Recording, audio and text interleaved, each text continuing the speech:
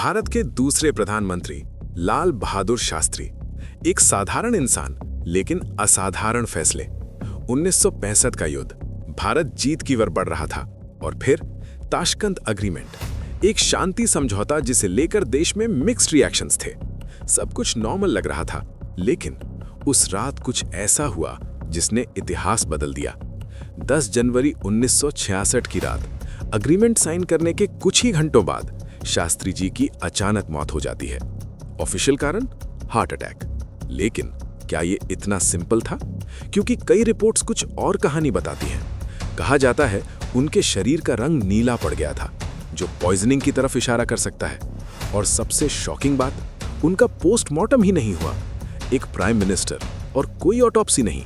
क्यों? यहीं से मिस्ट्री शुरू होती है।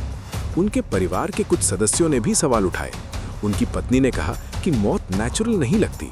अब सोचिए, अगर देश के प्रधानमंत्री की मौत पर ही क्लैरिटी नहीं है, तो सच्चाई कितनी गहरी हो सकती है।